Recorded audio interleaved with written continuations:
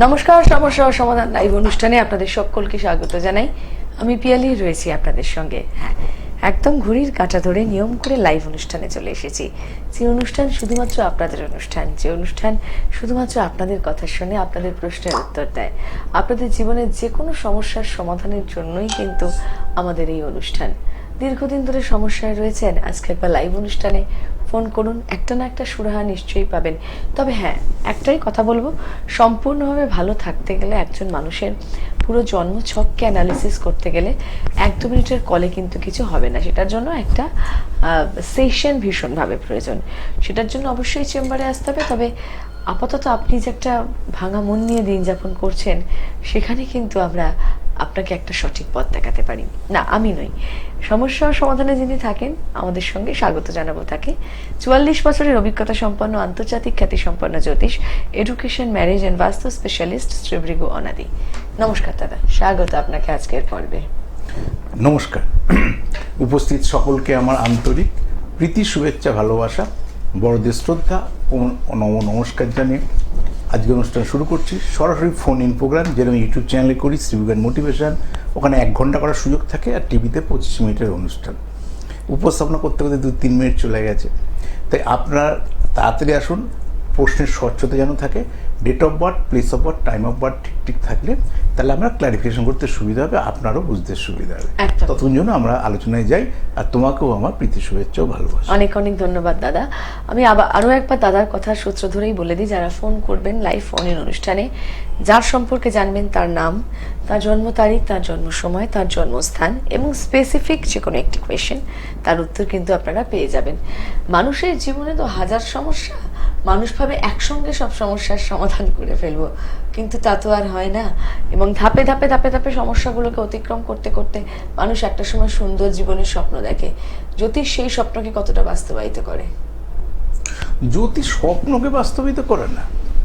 আপনার স্বপ্ন যা আছে, অর্থাৎ আপনার অ্যাজ পার হরোস্কোপ অনুসারে যা আছে, সেটা স্বপ্নের আকারে জ্যোতিষ বলে। ধরো এটা ইঞ্জিনিয়ারের ছক না, এটা মেডিকেলের ছক না, এই স্বপ্ন তোমার কোনোদিন পূর্ণ হবে না, এই জ্যোতিষ বলছে। আবার সে হয়তো সেই স্বপ্ন দেখেও না, সে হয়তো ভাবছে আমি পড়াশোনা শিখে ব্যবসা বাণিজ্য ভবিষ্যতে করবো, কিন্তু জ্যোতিষ স্বপ্ন দেখাচ্ছে যে এটা অ্যাজ পার মেডিকেলের ছক কি অ্যাজ পার এটা ইঞ্জিনিয়ারের ছক। তাহলে তুমি সায়েন্স বেস এডুকেশন করো, এই যে সাবজেক্ট সিলেকশন করো, তোমার জন্য এটা অ্যাপ্রোপ্রিয়েট। তাই জ্যোতিষ ভাগ্যে যেটা আছে সেটাকে বলবার চেষ্টা করে, আর মানুষ না জেনে মানুষ মানুষের মতো স্বপ্ন দেখে। আর জ্যোতিষ স্বপ্ন দেখাতে সাহায্য করে অ্যাজ পার হরোস্কোপ অনুসারে, নাহলে আপেক্ষিকভাবে তো কোনো কথা হওয়ার কথা না। জ্যোতিষের কাছে মানুষ কেন আসবে? ভাষা কথার কোনো মানে নেই। ডাক্তাররা কি আমাকে স্বপ্ন দেখায়? স্বপ্ন দেখাবে কেন? ডাক্তার বোঝাবার চেষ্টা করে যে রোগ হলে ডাক্তারের কাছে যাই, জানি ডাক্তারের বিকল্প নেই, রোগ হয়েছে ডাক্তারের কাছে যেতে হবে। এবার ডাক্তারবাবু কিন্তু আমার সুস্থ জীবনের কামনা করে আমাকে কীভাবে লাইফ লিড করবো তার একটা নির্দেশ দেয়। সেই নির্দেশকে ফলো করলে অবভিয়াসলি আমি সুস্থ জীবনযাপন করবো। কিন্তু ডাক্তারবাবুর ভাবনার সঙ্গে আমি যদি সেই সহমত না থাকি, তার প্রেসক্রিপশন ফলো আপ না করি, তার গাইডলাইন যদি ফলো না করি, তাহলে আমি সুস্থ জীবন কিন্তু কখনোই পাবো না। একটা ডাক্তারের প্রার্থনাতে সুস্থ জীবন ফেরা যায় না। ডাক্তার মানুষের ভিতরে চায় সবার ভালো হোক। সবাই শুধু ভালো হোক যদি চাইতো, তাহলে তো এত মেডিসিন, এত ট্রিটমেন্টের কোনো প্রয়োজন ছিল। তো জ্যোতিষ তো ভালো চাই, কিন্তু শুধু সার্বিক ভালো চাইলে তো ভালো হবে না। অ্যাজ পার তার হরোস্কোপ অনুসারে, ধরো উদাহরণ দিয়ে বলি, একটা লোকের শুক্র তুঙ্গস্থ অর্থাৎ ভেনাস, একটা শুক্র নিচস্থ। এটার যে বেসিক ডিফারেন্স, একটা লোকের কলকাতায় জন্ম, একটা লোকের বোম্বে জন্ম, একটা লোকের জার্মানি জন্ম, একটা লোকের মহারাষ্ট্রে জন্ম, বা একটা লোকের কালকে দিল্লিতে জন্ম হলো। তা এই যে সিচুয়েশন অনুসারে যে ডিফারেন্স, এগুলোকে তুমি চেঞ্জ করবে কোথা থেকে? একদম। তাহলে এই জন্য তোমাকে তো আলাদা আলাদাভাবে তো সিচুয়েশনটা তো ফিল করতে হবে। কেন? ধরো তুমি সেই বাচ্চা, তুমি এখানে তুমি জন্মালে, কলকাতার কোনটা সিচুয়েশনে জন্মেছ, তোমাকে প্লেসটাকে চেঞ্জ করে দিক। ওই জন্য জন্মস্থানের পর হচ্ছে কোথায় গিয়ে মানুষ হচ্ছে, এটা কিন্তু বিরাট গুরুত্ব। ওই যে বার্থ প্লেস, বার্থটা, ওই জন্য কেরিয়ার অন্টি প্লেস জিজ্ঞাসা করি, আপনি কোথায় মানুষ হয়েছে ওটা জিজ্ঞাসা করি না। কিন্তু সত্যি তো অনেকে অনেক জায়গায় জন্মেছে, অন্য জায়গায় কি মানুষ হয়েছে, হয় না? দেখা যায় সে হয়তো আজকে মহারাষ্ট্রে হয়েছে, সে আর কলকাতায় জন্ম, বা কলকাতায় আছে কর্মসূত্রে আছে, কেবল এরকম তো আসে, অনেক আছে, প্রচুর আছে প্রবাসে জন্ম। ছোটবেলায় এখানে তার শিশুকালে সে, আমারই তো কয়েকটা ছাত্রছাত্রী, তারা এক ছেলে আমেরিকায় প্রতিষ্ঠিত হয়ে গেছে, মানে আর আসার জায়গা নেই, তার বইয়ের চাকরি ছাড়িয়ে নিয়ে চলে গেছে। যে বাচ্চাটা এখন বোধহয় ওর মা এসেছিল যত সম্ভব ক্লাস 3 উঠেছে। আর দুটোর তো বাচ্চা হলো ইয়েতে, যমজ বাচ্চা, একটা ছেলে একটা মেয়ে। সেই ছেলে আবার জার্মানে। তা বলছি ওরা ওই আর তার ফিরবে না, ওইভাবে চাকরিগুলো নিয়ে গেছে ওরা, ওখানকার ওরা ইয়ে পেয়ে গেছে। তো যাই হোক, আমার তো ব্যারাকপুরের মেয়ে, ইচ্ছাপুরের ছেলে। তো দেখ এদের লম্বা কাহিনী শুনলে না তুমি মনে করবে যে ওই কাহিনীর সঙ্গে আমি নিজেকে জড়াবো না জীবনে। যে কোন সিচুয়েশনে তারা এসেছিল, কিভাবে হাত ধরে ধরে তারা আস্তে আস্তে এই জায়গায় গেছিল, ওই পরিবারের মায়ের স্যাক্রিফাইস। তাই অন্ধকারটার মধ্যে কামড়ে পড়ে থাকতে হবে, তাই কিন্তু সে আজকে আলো। একটা ছেলে ওখানে গেছে, একটা এরা বহু মানুষের রয়েছে। উদাহরণ দিয়ে বলি, আমি আমার কথা বলে বলছি না, ভগবান অপরাধ নিও না তুমি।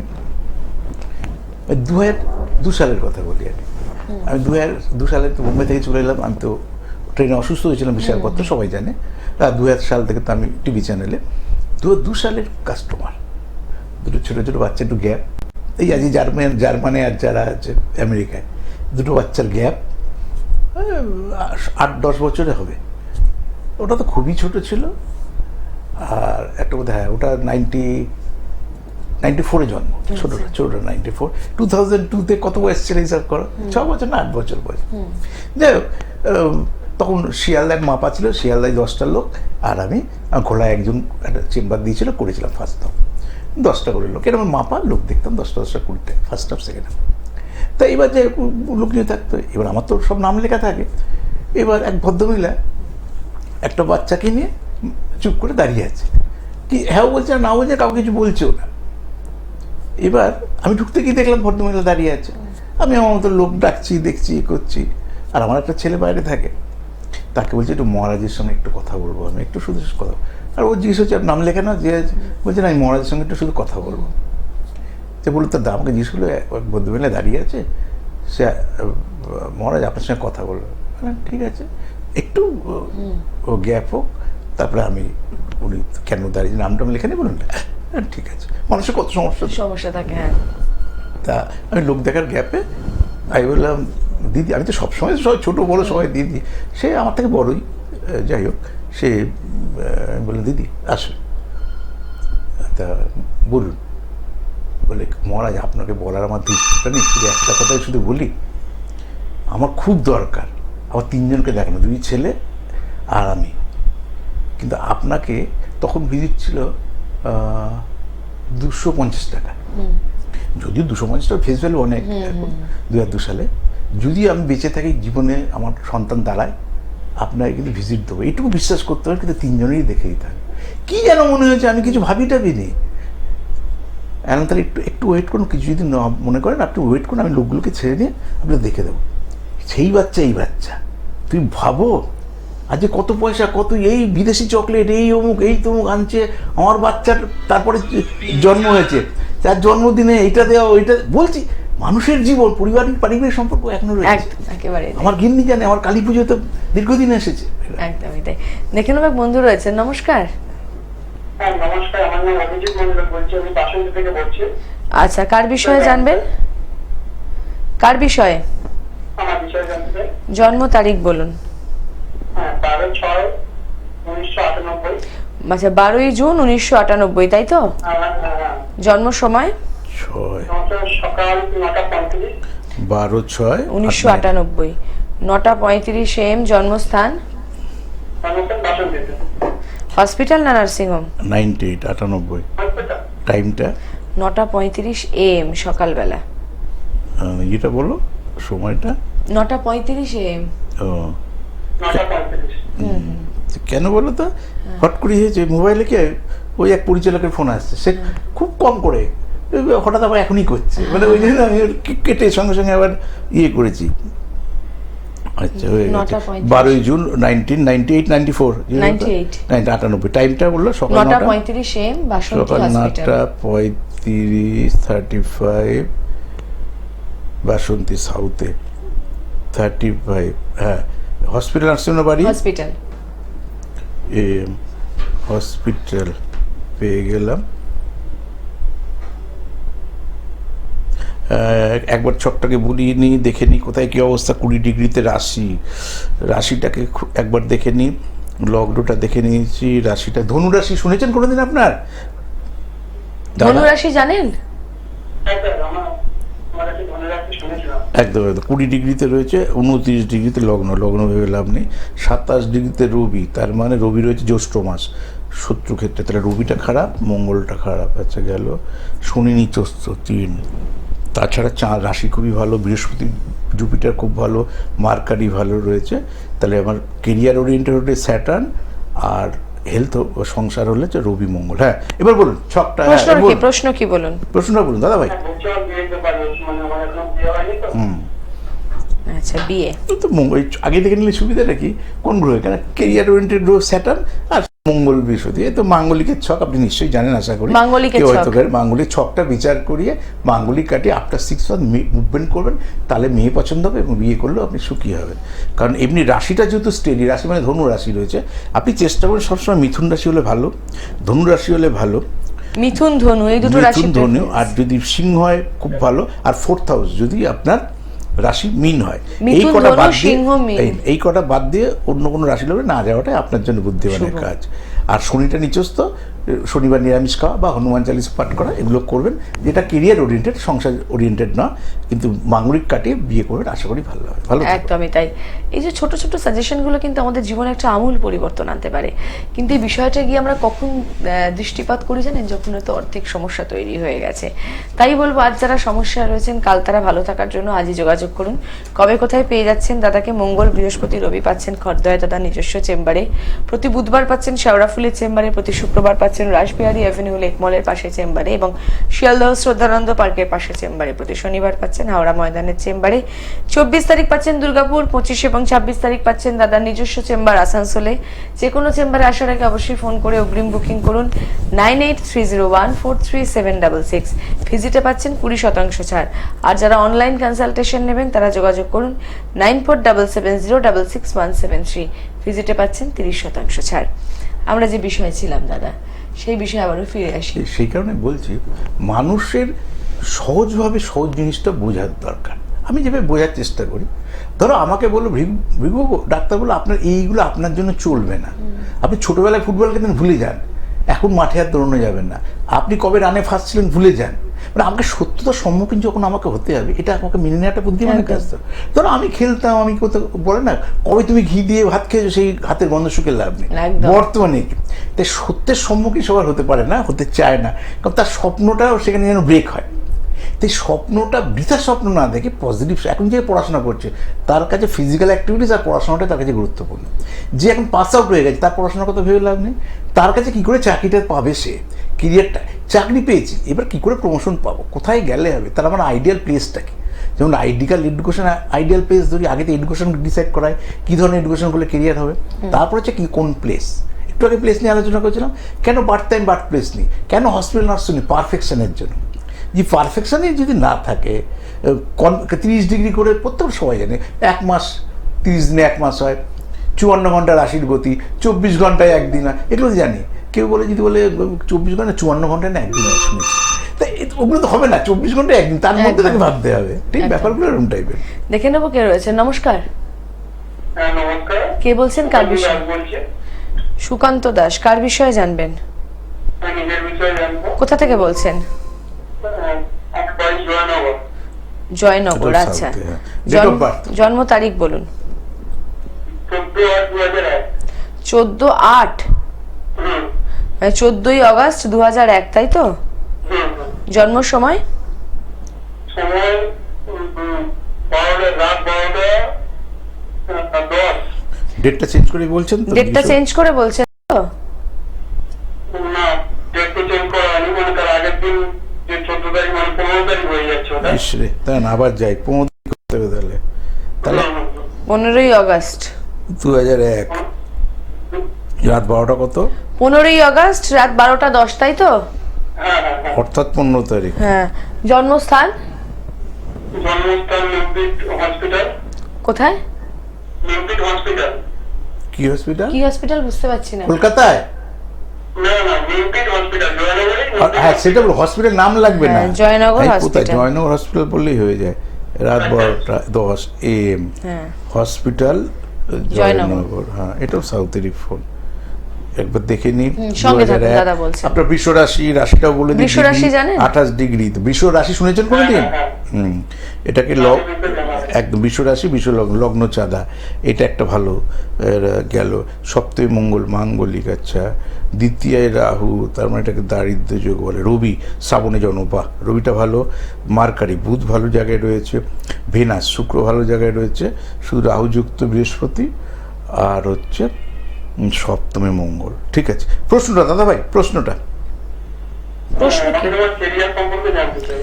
কি পড়াশোনা করেছেন, কোন সালে? আজকে 24 বছর 25 বছর বয়স হয়ে গেল হিসাব মতো। কি সাবজেক্ট কি ছিল, কোন সালে পাস আউট হয়েছে? হ্যাঁ, বুঝতে পারলাম না স্যার। কোন সাবজেক্ট নিয়ে নিয়ে পড়াশোনা pass out, করেছেন? হ্যাঁ, কোন সালে পাস আউট মানে কোন সালে পাস করে বেরিয়েছেন? হ্যাঁ, পাস করে বেরিয়েছেন। যেটা উচ্চ মাধ্যমিক বলি না আমরা, গ্র্যাজুয়েশন করলে বলি, মাস্টারি করলে মাস্টারি। পড়াশোনা কতদূর করেছেন? কোন সালে পাস করেছেন? HS pass. HS pass. HS তো অনেক যুগ হয়েছে, অনেক যুগ চলে 18 19 হয়ে গেছে। সেটা তো অনেক আগে হয়ে গেছে। তারপর এখন কি করছেন? কিছু এখন করছেন কি না, করেন? এখন নতুন করে ভাবছেন? এখন একটা নর্মাল জব করি। হ্যাঁ, কোথায়? তো একটা জব করছে, তার সময় নষ্ট করে ওনার সাথে লাভ নেই। নর্মাল জব করছেন, জব থেকে প্রোগ্রেস হবে কিনা, নাকি আবার অন্য কোনো ডাইমেনশন, অন্য দিকে ঘুরবেন কিনা, কি প্রশ্নটা? যে আমি কিভাবে দাঁড়াবো সেটা প্রশ্ন, নাকি এই জব থেকে কোনো ইমপ্রুভমেন্ট হবে? সেটাই জানাচ্ছি। এটা অ্যাজ এ বিজনেসম্যান হলে ভালো হবে। আমি ব্যবসা। উচ্চ মাধ্যমিক যখন পাস করেছেন, আমি হলে বলতাম 3 বছর কারোর দোকানে কাজ করে, দোকানে মানে কারোর আন্ডারে, বা এই যে সার্ভিস করছেন 3 বছর করতে বলতাম। গ্র্যাজুয়েশন বয়স অব্দি বুদ্ধিটা হতো, 3টে বছর পর বুধ ভালো। মার্কারি কারোর জীবনে অধীনস্থ, মানে কারোর আন্ডারে থাকতে বেশি দিন পছন্দ করে না। আজকে আপনি ঠেকায় পড়ে আছেন, দেখুন যদি আজ ক্যাপিটাল থাকতো, টাকা থাকতো, আপনি কিন্তু স্বাধীন প্রফেশনের টেন্ডেন্সি, স্বাধীনভাবেই জীবনে কিছু করব। কিন্তু আপনি পরাধীনভাবে আছেন, ন্যাচারালি পরাধীনভাবেই তো, চাকরি করা মানে কারোর আন্ডারে রয়েছে। কিন্তু স্বাধীন প্রফেশনে আপনি সাকসেস, যেটা ব্যবসা বলে, আপনি বুধ, একটু আগে তো বললাম বুধটা ভালো রয়েছে। প্রথমে ছকটা দেখলাম, শ্রাবণ মাসে জানো রবিটা খুব ভালো জায়গায় রয়েছে। তাই ভালো গ্রহ নিয়ে থাকলে হবে না। ধরুন আপনি দেখতে সুন্দর, সুন্দর দেখতে, সেটাকে যদি ইউটিলাইজ না করেন, আপনি ভালো কথা বলতে পারেন, সেটাকে যদি ইউটিলাইজ না করি, ঠিক সেরকম যে গ্রহটা ভালো, টাকার মতন, টাকা অনেকে আছে খাটাতে পারে না, না খাটালে টাকার তো হাত পা নেই। তাই আপনার গ্রহটা যেহেতু ভালো রয়েছে, সেই দিক অ্যাজ এ বিজনেসম্যান হিসাবে প্রতিষ্ঠা নিয়ে পাবেন। এই কর্ম থেকে বিরাট কোনো জায়গায় পরিবর্তন হবে না। ভালো থাকুন দাদা। সুতরাং ব্যবসাটাই আপনার জন্য সর্বশ্রেষ্ঠ। এই যে একটা সময় পেরিয়ে যাওয়ার পর মানুষের গিয়ে টনক নড়ে যে কি করব, এই ভাইটাও তাই হবে, কেন উচ্চ মাধ্যমিক কয় পাস আউট হয়েছে? 18 19 হয়ে গেছে। আজকে 24 বছর প্লাস 25 বছর ভাই। এরপর তো আরো ছেলে তো আরো 2-5 বছর ধরে যাবে, 28-30 থেকে মা বলবে বিয়ে কর, এই কর, এই বলছি কত কমন ইয়ে। তখন বলবো সেই রোজগার করছি না, সেই ইয়ে করছি না, সেই ছেলে মেয়ে পাবো কোথায়, এই বলছি কমন আমাদের মতন ঘরের বলছে, এই চিন্তা ভাবনা। অথচ ও কিন্তু নিজের টাইম স্প্যানটাকে নিজে নষ্ট করলো। একদম। আজকে যখন 18 বছর, যদি আজ বুঝতাম ও মাস্টারি করেছে, ঠিক 23 বছর তো আমার পড়াশোনা করতেই চলে গেছে, আঙ্কেল আমি সময় পেলাম কোথায়? একটা জিনিস ছিল, উচ্চমাধ্যমিক কত সালে আগে পড়েছে, উচ্চমাধ্যমিক থেকে ওকে কি চাকরি দিয়ে দিয়েছে, কি এমন করছে? কারণ আন্ডারে এমনি কাজ করে, সে তো আমার কাছে কাজ করে, সে তো গ্র্যাজুয়েশন লেভেলে, যে আমার গাড়ি চলে সেও গ্র্যাজুয়েট ছেলে। তো ব্যাপারটা ওই ব্যাপার মূল্যায়ন হবে না। শিক্ষাটা যদি শিক্ষার ফরমেশনে মূল্যায়ন নেয়, তখন আর দুঃখ লাগবে। একদম এটাই। দেখে নেবো কে রয়েছে। নমস্কার। হ্যালো, নমস্কার। কার বিষয়ে জানবেন? হ্যাঁ, কার বিষয়ে জানবেন? কে বলছেন? হ্যাঁ, বলছি আমার ব্যাপারে জানতে চাই। ওনার ব্যাপার। নাম বলুন। নামটা বলুন। নাম বলুন। Shivam Ghosh. S Ghosh. Date of birth? Shivam Ghosh, 7/11/2004, 12:55 7, আস্তে আস্তে দাঁড়ান, 7/11/2004, 7ই নভেম্বর 2004। আরো ছোট। জন্ম সময়? 4 12:55 PM, বসিরহাট। 12:55 PM, বসিরহাট। এখন আপনি কোথা থেকে ফোন করছেন? PM। বসিরহাট থেকে। আচ্ছা, 12:55 বসিরহাটে হসপিটালে না নার্সিং হোমে? হসপিটাল। 7/11/2004, 12:55 PM, বসিরহাট। দুপুর বেলায় বসিরহাট হসপিটাল। তাই 7ই নভেম্বর 2004, 12:55 PM, বসিরহাট। 22 হয়নি, 21 প্লাস। এই নভেম্বর এলে 22 হবে। দেখিনি ভাই, আমি খুলে ছোট বলে ভাই বলছি। একবার ছকটা, রবি নিচস্থ, সবথেকে খারাপ গ্রহ, কার্তিক মাসে জন্ম, রবি নিচস্থ কত ডিগ্রি? 5 ডিগ্রি আছে। 14 ডিগ্রিতে রাশি, রাশিটা কি? সিংহ, রাশিটা ভালো রয়েছে। ভেনাস, তার দুটো ভাইটাল গ্রহ নিচস্থ, একটা হচ্ছে রবি হচ্ছে মান সম্মান খ্যাতি প্রতিপত্তি প্রতিষ্ঠাকারক, প্রচুর লড়তে হয় যদি কেরিয়ার নিয়ে প্রশ্ন হয়। আর শুক্র, আর অন্য গ্রহগুলো দেখি ঠিক আছে একদম। হ্যাঁ দাদা ভাই, প্রশ্নটা। কেরিয়ার। হ্যাঁ কি মানে এখন তো পড়াশোনা কি পড়াশোনা করেছেন? সাবজেক্ট কি ছিল? গ্রাজুয়েশন। মানে প্লেন গ্রাজুয়েট মানে জেনারেল এডুকেশন করেছেন সায়েন্স তো? আর্টস না কমার্স? ওর ভেবে লাভ নেই, জেনারেল এডুকেশনে কোনোদিন চাকরিই পাবে না। পাবে না। ওটা নিয়ে প্রশ্ন করে ওনাকে লাভ কেন? কি হয় যে সায়েন্স পড়তো, সায়েন্স পড়েও প্রফেশনাল কোর্সে হলেও কিছু হতো না, শুক্র নিচস্ত। শুক্র হচ্ছে সায়েন্স বেস এডুকেশন থেকে, আর রবি দুটো নিচস্ত। নিচস্ত মানে মাইনাস এক। তাহলে এই একটাই পয়েন্ট ছিল, arts base education, English honours, তাহলে জেনারেল এডুকেশন দিয়ে চাকরি পেত। বুঝে নয়, এবার চাকরির আইডিয়াল টাইমটা খুঁজতাম। তা ও দেখা যায় হয়তো আর্টস নিয়ে পড়েনি, হয়তো ইংলিশ অনার্স নিয়ে পড়েনি। হ্যাঁ কিনা বলুন তো? আপনি কি নিয়ে পড়াশোনা করেছেন? ইংলিশ অনার্স কি নিয়ে পড়েছেন? ইংলিশ অনার্স ছিল, পাস করছে, পাশে ছিল, কিভাবে পাশে কোনদিন পাবে না। আর রবি এমনি মান সম্মান খ্যাতি প্রতিপত্তি প্রতিষ্ঠাকার অগ্র, পারলে বরঞ্চ কিছু আসবে চাকরি? না না কোনো চাকরি পাওয়ার কোনো সম্ভাবনা নেই। বরঞ্চ জল জাতীয় কোনো ব্যবসা নিয়ে চিন্তা করুন। জল জাতীয় ব্যবসা, পুকুর, মাছ, খাল, বিল, অনেক ক্ষেত্রে, যেমন আমাদের শহর অঞ্চলে অনেক সুবিধা নেই, কিছু কিছু সিচুয়েশন ওই সব দিকে তো খাল, বিল, ভেরি এগুলো প্রচুর পরিমাণে রয়েছে। ওরকম কারোর সাথে পার্টনারশিপে ঢুকে যান, ঢুকে আপনি ওয়ার্কিং পার্টনার হয়ে যান। যে আপনার ক্যাপিটাল নেই, আমরা তো গরিব করে সাধারণ মানুষ, ওর কাছে পয়সা আছে, ভাই চল তুমি ইনভেস্টার, আমি ওয়ার্কিং পার্টনার, এইভাবে থাকুন। আর 9 মাস 6 মাসে চাকরি অ্যাপ্লাই করুন, করে করে মূলধনটা তৈরি করে নিন, তারপরে শিখতে শিখতে নিজে জল জাতীয় ব্যবসা করুন। কারণ রাশিটা আপনার ভালো তো, আর রাশির রয়ে যাবে জল জাতীয় ব্যবসা, আপনার জীবনে সাকসেস আসবে। একদমই তাই। সমস্যার সমাধান নিয়ে আমরা রয়েছি, জানিয়ে দেবো বন্ধুদের কবে কোথায় পেয়ে যাচ্ছেন দাদাকে। মঙ্গল, বৃহস্পতি, রবি পাচ্ছেন খড়দহে দাদার নিজস্ব চেম্বারে, প্রতি বুধবার পাচ্ছেন শেওড়াফুলির চেম্বারে, প্রতি শুক্রবার পাচ্ছেন রাসবিহারী অ্যাভিনিউ লেক মলের পাশে চেম্বারে এবং শিয়ালদহ শ্রদ্ধানন্দ পার্কের পাশে চেম্বারে, প্রতি শনিবার পাচ্ছেন হাওড়া ময়দানের চেম্বারে, 24 তারিখ পাচ্ছেন দুর্গাপুরের চেম্বারে, 25-26 পাচ্ছেন আসানসোলের চেম্বারে। যে কোনো চেম্বারে আসার আগে অবশ্যই ফোন করে অগ্রিম বুকিং করুন এই নম্বরে 9830143766। ভিজিটে পাচ্ছেন 20% ছাড়। অনলাইন কনসালটেশন যারা নেবেন তারা যোগাযোগ করুন 9477066173। ভিজিটে পাচ্ছেন 30% ছাড়। সময়ের একেবারে শেষ প্রান্তে দাঁড়িয়ে দাদা, অনুষ্ঠান শেষ করার আগে কি বলবেন? প্রথমত এটুকু বলো, সতর্ক থাকুন, আতঙ্কিত হওয়ার কোনো কারণ নেই। সাবজেক্ট সিলেকশনটা এইবার কেউ মাধ্যমিক দিয়েছে, কেউ উচ্চ মাধ্যমিক দিয়েছে, ঠিকভাবে কোনো একটা স্টেপ যেন আমাদের ভুল না ফেলা হয়। যদি আমরা সাবজেক্ট সিলেকশনটা যদি ভুল করি, কোনো কারণে ইয়ার লস করি, অনেকে আছে এই মেডিকেলে হলো না, এরপর হয়তো ইঞ্জিনিয়ারিংয়ে চান্স পেলো না, ঠিক আছে আমি পরের বছর দেবো, পরে বলে কোনো শব্দ নেই। শাস্ত্রে ছিল যায় দিন ভালো আসে দিন খারাপ। অতএব 2026-এ যে সুযোগটা পাচ্ছেন সেটাকে ইউটিলাইজ করুন। আর 27-এ অপেক্ষা নয়, 27-এ আপনি তখন সেকেন্ড ইয়ারে উঠে যাবেন, ফার্স্ট ইয়ারে অ্যাডমিশন করিয়ে রাখুন। এবার চেষ্টা করুন, বিভিন্ন প্রফেশনাল কোর্সগুলো চেষ্টা করুন। পেলেন না, ইয়ারটা লস হলো না, পরবর্তীকালে আবার কী হবে, উচ্চ মাধ্যমিক পর আবার গ্র্যাজুয়েশন থেকে আবার ঘোরানো যাবে।